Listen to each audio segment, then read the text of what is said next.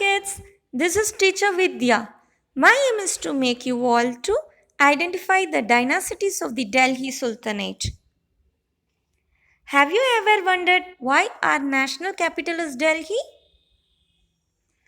Long ago, when the Indian subcontinent consisted of just kingdoms and empires, Delhi became an important center of trade. It was under the rule of the Delhi Sultanate that it became a capital city and then the capital of India as time went on. Today we will learn about the rulers and dynasties of the Delhi Sultanate. Slave dynasty, Khilji dynasty, Tughlaq dynasty, Shayad dynasty, Lodi dynasty. All the city structures are located in and around the Delhi region. The Qutub Minar was built by the Iltutmish and Qutbuddin Aibak of the slave dynasty. Sayyid dynasty ruled after the Tughlaq dynasty. The Lodis were the last dynasty of the Delhi Sultanate.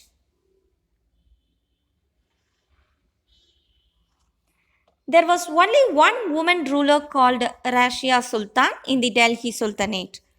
The absence of women rulers suggests that women were not considered worthy to be the sultans.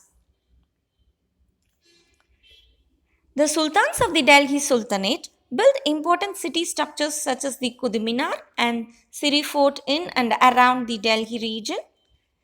Easy availability of water from the river Yamuna flowing through the Delhi also played an important role in making it the capital city of the Delhi Sultanate.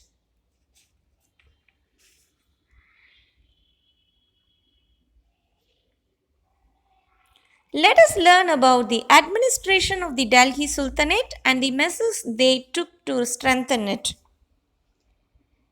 The Sultan had a big empire to rule and choose his slaves or bandagans to help because of their loyalty to him. The secret information was that the king of Afghanistan was planning to attack them.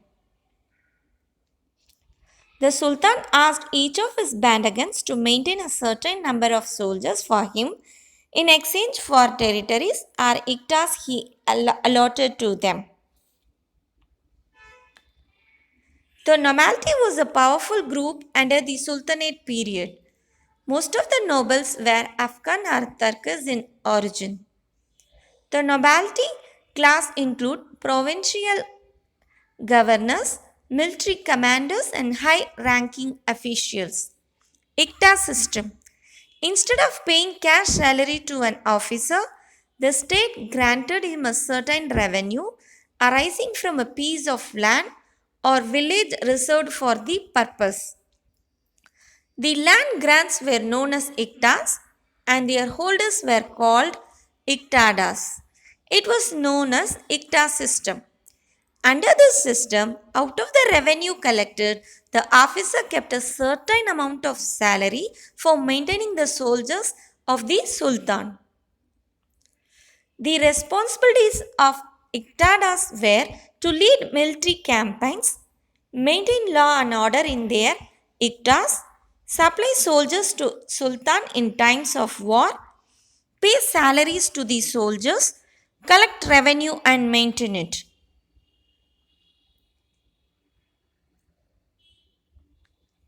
The Sultan cleared forests around rivers for the farmers and also constructed water canals so that they were not solely dependent on the rain for their crops.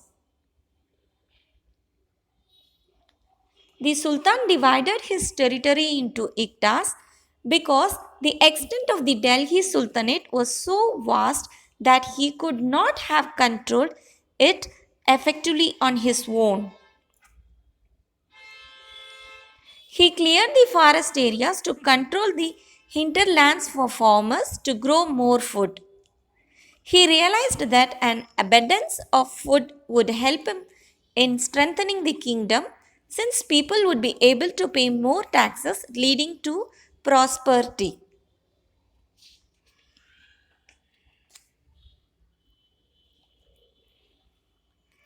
Let us learn about the various sources of information to know more about the Delhi Sultanate. What can you tell about looking at these coins? Coins of the Sultanate during the period of Iltutmish. The language is Persia. The painting tells us about the way the people dressed in the court of the Delhi Sultanate. Barani wrote about Muhammad bin Taghlaq and the people he hurried for high positions. Minhaj-i-Siraj wrote that even though Rashia Sultan was very efficient, she was not suitable to be the ruler because she was a woman. The language used on the coins is Persian. This building is a masjid or a Jama Masjid built by Sikandar Lodi, which had been mainly used by Muslims for praying. We have archaeological sources like coins, buildings, literary sources like books, accounts of foreign travelers, and paintings to help us to know more about the Delhi Sultanate. We also have Tayarikhs, which are written accounts of scholars, administrators, and poets of the court. Both Minhaj-i-Siraj and Barani wrote about the sultans they served under at different times.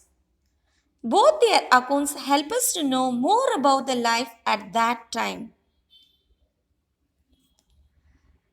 We don't have much information about the common people of the Delhi Sultanate.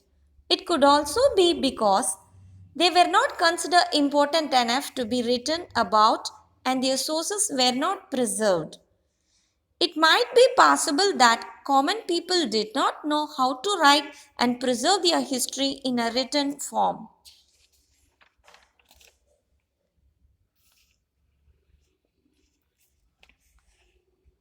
The major problem of the Delhi Sultanate was its vast empire, which made it harder for the Sultan to control, and the threat of Mughal Empire. Not all the measures undertaken by the sultans were helpful. For example, when the forest region was cleared, the pastoralists and herder groups were ordered to move out from the forest.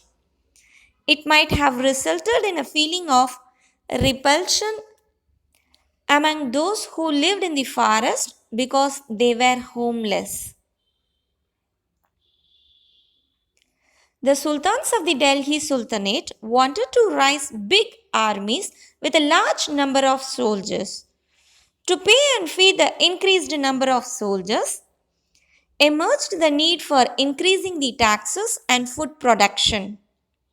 Farmers could only pay the increased taxes if their food production had increased. If the farmers were helped in producing more food, it would not be a burden to pay more taxes, which as a result would help in maintaining a large number of soldiers in the army. Alauddin Khalji wanted to raise a big army to defend the empire of the Delhi Sultanate, for which he needed more resources.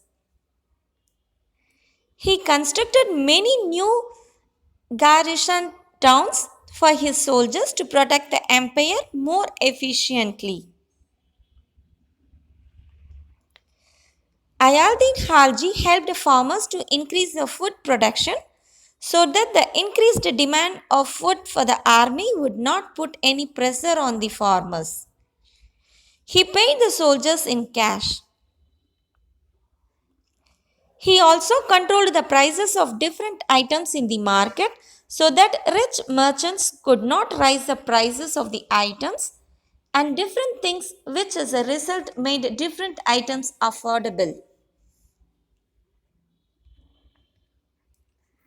Alauddin Khalji helped farmers to increase the food production so that the increased demand of food for the army would not put any pressure on the farmers.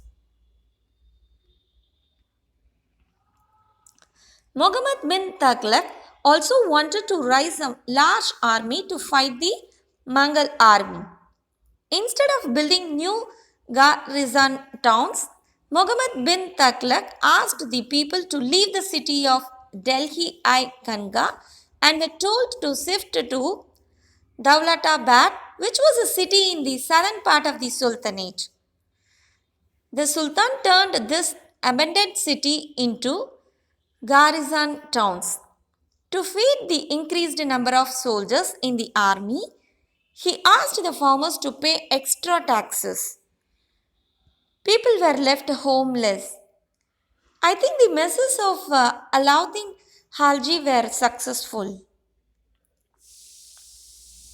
Differentiate between Alauddin Khalji and Muhammad Taghlaq. The measures undertaken by the two sultans were different in many ways, such as Alauddin Khalji constructed a new Harisan town for his soldiers, but Muhammad bin Taghlaq removed people from the city to station soldiers in that city. People were forced to leave their houses. Alauddin Khalji tried to strengthen his kingdom from inside by working for the development of agriculture, trade, and market by controlling the prices. This made the people of the kingdom happy and prosperous. Thus, when the Sultan increased the taxes for the army, it was not a burden for the people, whereas the Muhammad bin Taghlaq did not do anything for the farmers to increase their food production. Rather, he increased the taxes on the farmers to feed the huge army. Muhammad bin Taghlaq's policies were not very effective. Muhammad bin Taghlaq did not work for the development of the agriculture and directly asked the peasants to feed the army, which put them under extra pressure. He also asked people of Delhi I Gunga to leave the city, their homes for their soldiers. Thank you so much, kids.